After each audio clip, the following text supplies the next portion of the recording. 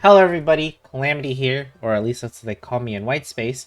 Today's video is going to be all about our favorite Sumeru merchant, Dori. We're going to go over everything you need to know about this character, from her talents, weapons, artifacts, constellations, team setups, and of course a little bit of a support showcase at the very end of the video. We have a lot to go over, so let's get started.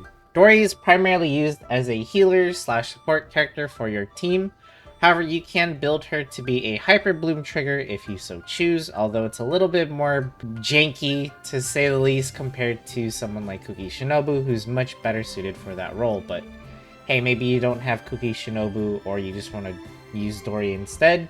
That's perfectly fine. We're going to go over how to build Dori in a variety of ways when we get to the artifact section, but for now, let's just talk about her talents. Starting with the normal attack talent, Marvelous Sword Dance Modified.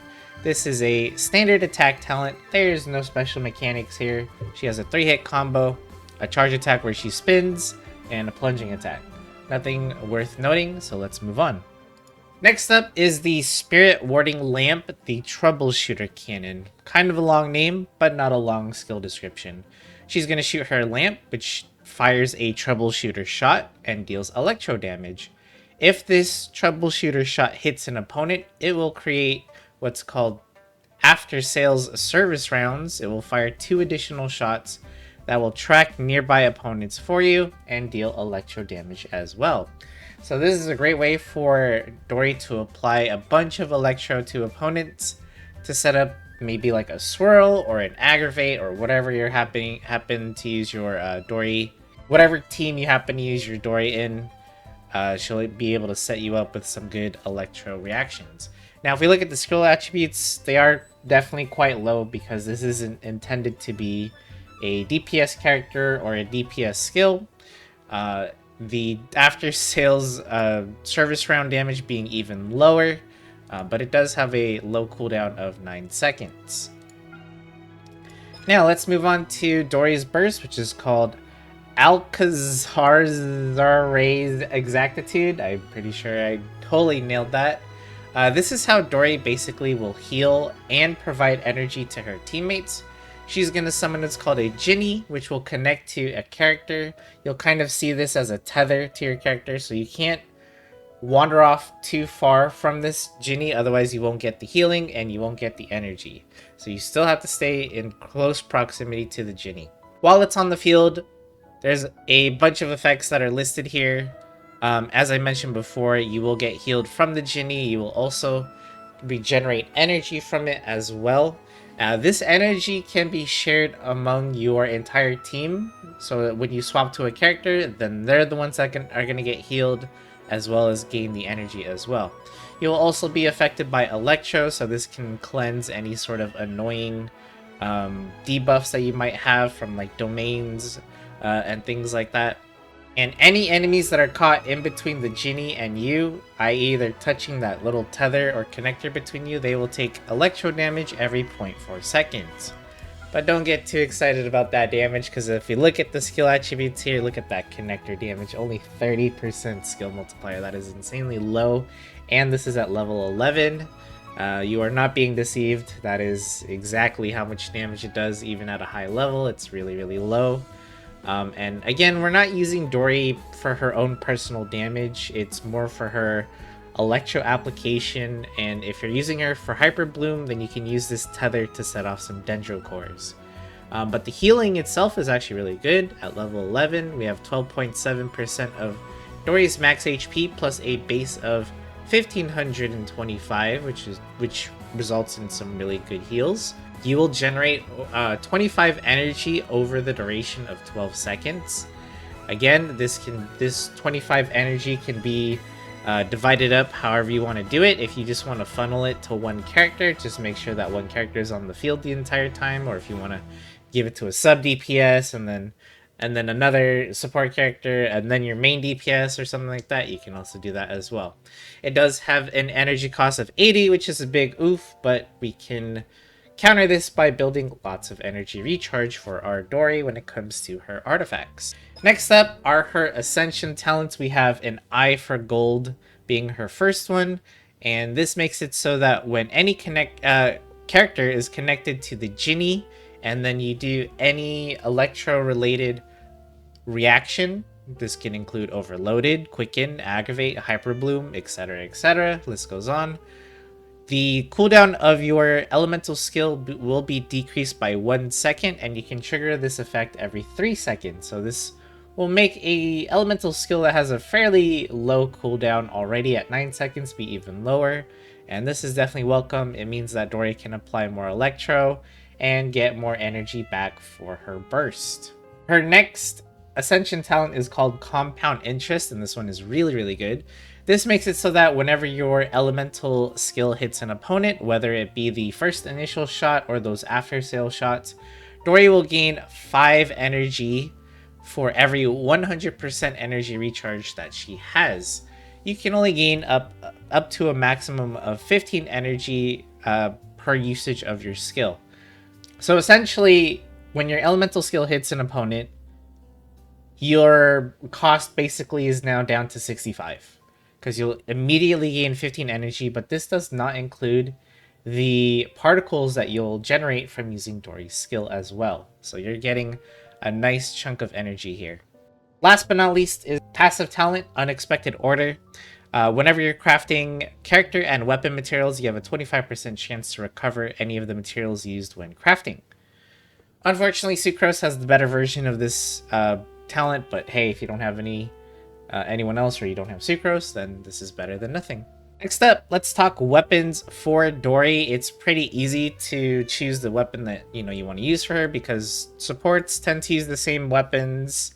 But if you are using her as a hyperbloom trigger character, again, you can't go wrong with the Rain Slasher just because it gives you a bunch of elemental mastery. And hey, even Dori herself can take advantage of the weapons effect because your opponents will be affected by electro all the time, especially with her, her skill usage and burst usage. So for Hyperbloom, Rain Slasher is your go-to.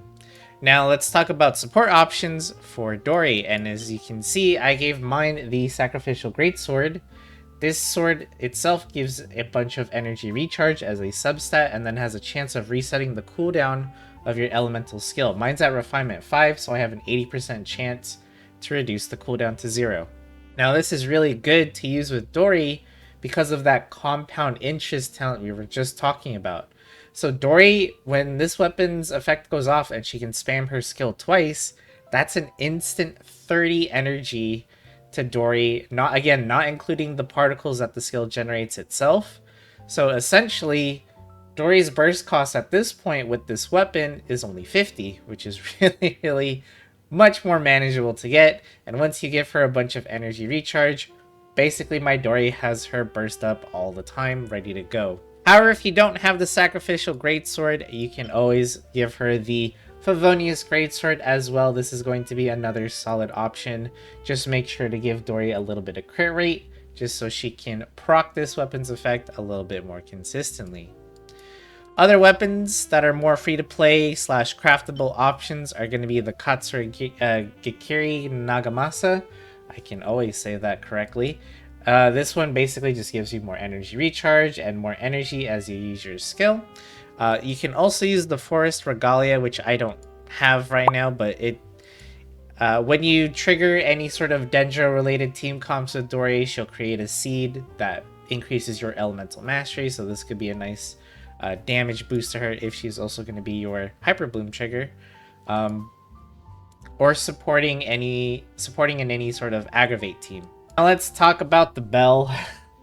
This weapon was expected to be really good for Dori upon her initial release, and to be honest, it's not really that great. I mean, you can use it for her. It does give a bunch of HP percentage as a substat, which does mean more healing for Dori, but the weapon's effect being so meh. Other weapons like the Favonius Greatsword, Sacrificial Greatsword, even the crafted weapons have much more helpful effects for either your entire team or Dori herself, so she can be more energy efficient. So sorry to all those that were expecting a big bell recommendation. I'm sure plenty of you have Refinement 100 bells at this point, but I mean, you could give it to her if you want to increase that healing, but the other weapons just give her a lot more energy recharge and a lot more utility that, you know, it's just not that great. The shield itself also having a really long cooldown, not being that great either. Not to mention that damage increase is only for Dori, and we don't really use Dori for DPS, nor does this damage increase does not affect hyperbloom. I'm sure someone can double check me on that, but this is only gonna increase Dori's personal damage, and hyperbloom is based off your elemental mastery and level only. Next up are artifacts, and when it comes to building Dori, you have quite a lot. So let's go over each category first, and then I'll recommend a bunch of sets in said category. So for me, I have Dori using the Noblesse Oblige set. This makes it so that whenever Dori uses her burst, she provides a 20% attack boost to all of her teammates. Now I use Dori for aggravate teams, either with Raiden Shogun or Kaching, so getting that 20% attack boost is really, really nice. However, there are other utility sets that you can give Dori if the Noblesse Oblige is not something you need.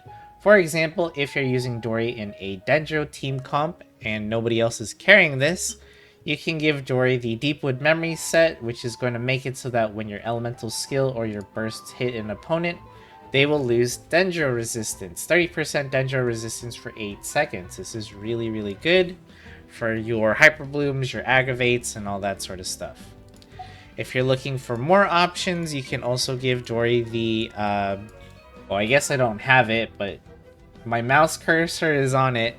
The instructor set is a really good option for Dori because it increases your team's elemental mastery. So if you're using her again, hyperbloom stuff or aggravate stuff, this is going to be really nice for you. Exile also being another good 4-star set. This will kind of stack with her burst. The Exile set giving your entire team energy when you cast your burst, but the Exile also giving you just a little bit more energy as well. Now, if you're over that and you're just like, hey, I just want to increase my Dori's healing to the max, what set should I go for? You can definitely go for the Ocean Hued Clam, which is going to give you a healing bonus on the 2-piece effect. And then the really long 4-piece effect is kind of a nice little way for Dori to contribute some damage, since she will be healing actually quite a lot. She'll definitely be able to reach this cap of 30,000 HP with her burst alone, and it'll contribute some damage as well, which is nice. But you can also just give her a Maiden's Beloved 4-piece set. That's also going to increase her healing. And you can also just mix and match, maybe like 2-piece Maiden Beloved, 2-piece Ocean Hued Clam, or you can go 2-piece Tenacity of the Millelith, 2-piece Voracash's Glow.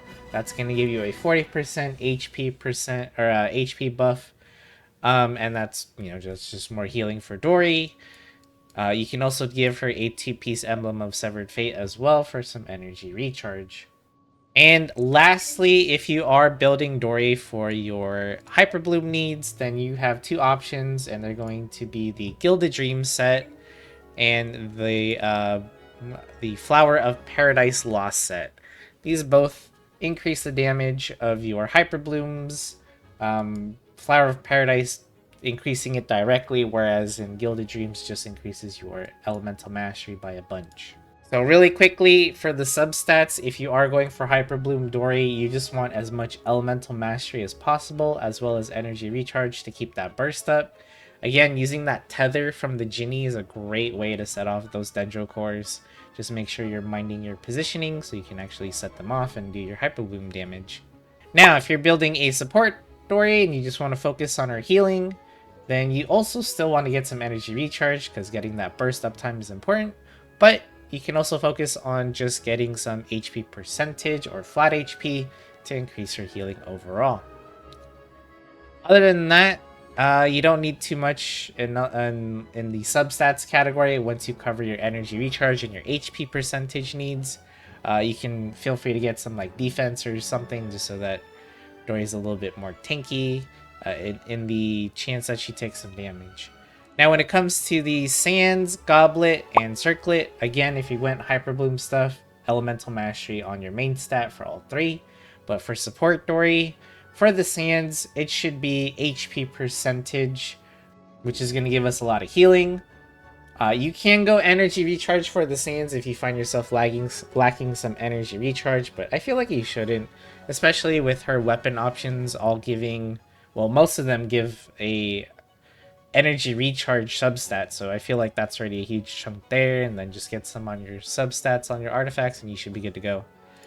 Next up is the Goblet. Again, HP percentage is all you need. We don't need electro damage bonus. She is not a DPS, so just get some HP, get some energy recharge, and then you're good to go.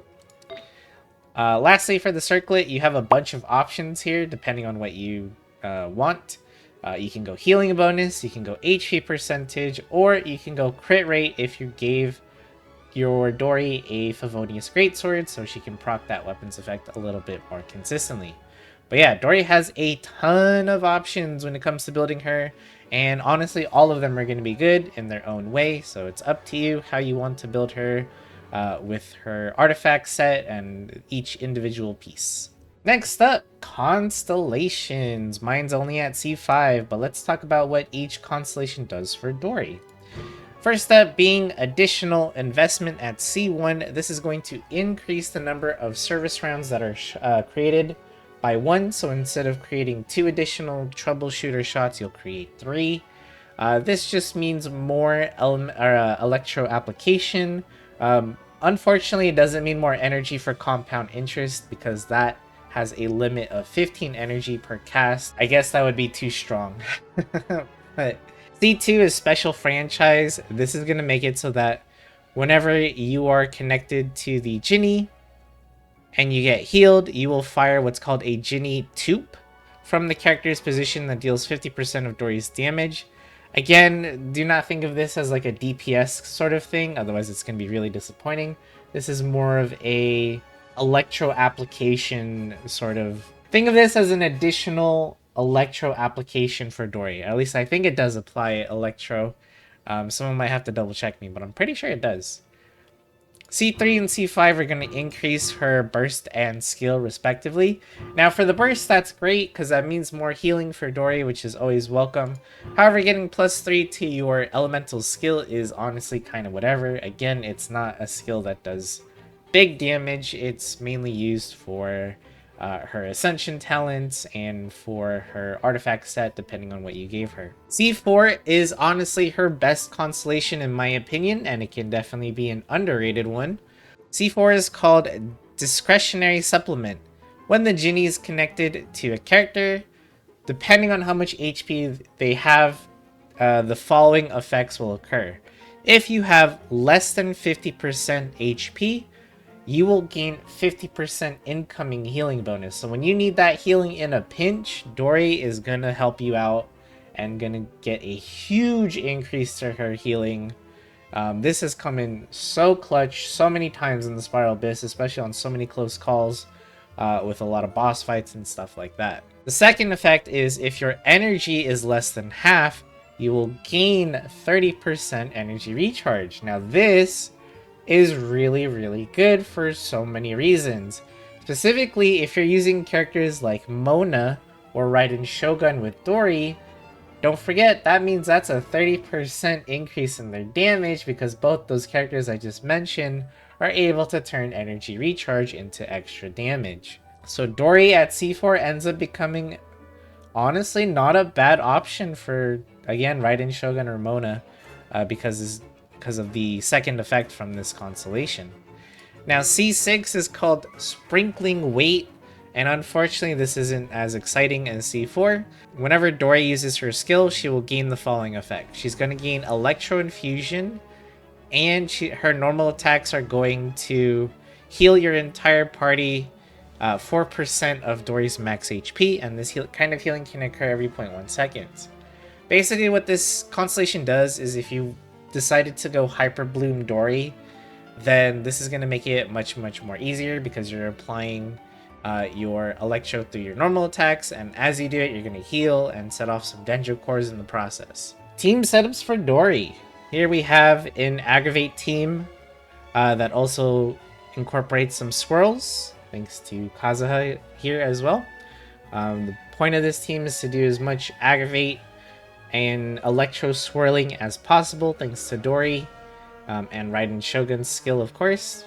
And basically, this team does tons of damage thanks to the aggravate elemental reaction, and it's a solid team overall. Now, let's say you don't have some of these 5-star characters that I have here. Who can you replace? You can, of course, replace Raiden Shogun with Keqing. Even though she is also another 5-star character, she's a standard one, so you can use Keqing. If you don't have Kazuha, then you can swap him for Sucrose. And if you don't have our Denjo Archon, then you can swap her in for Denjo Traveler is going to be a good option here. Kirara, well, yeah, I guess you could use Kirara if you want to shield her in a little bit more application. Yao Yao, also good Denjo application, although you'll definitely have a lot of heals at this point if you use either of these characters. You can also use Kali as well. And another character you can also use is Sinnoh. I don't have him on my account, but also going to be another good aggravate option. Now, if you wanted to do a hyperbloom team, this is what your the base of the team would look like. You have Jincho here to apply tons of Hydro, Nahida to apply lots of Denjo. Again, if you don't have Nahida, feel free to use Traveler, Denjo Traveler, whoever else you have.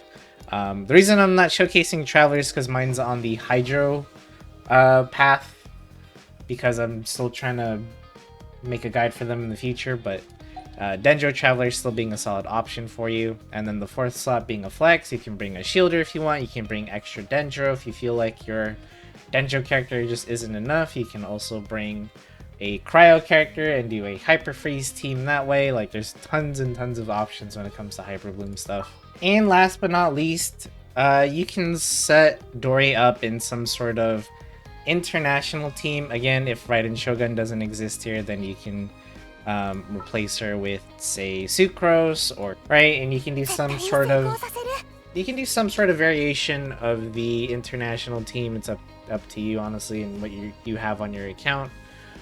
You could also do electro charge teams, trying to pick as much 4 stars as I can, but your electro charge team or your taser team, whatever you want to call it, would look something like this. We use Beto, to apply a bunch of Electro to a bunch of enemies, Jincho for the Hydro, Sucrose to swirl it all to keep your enemies grouped up.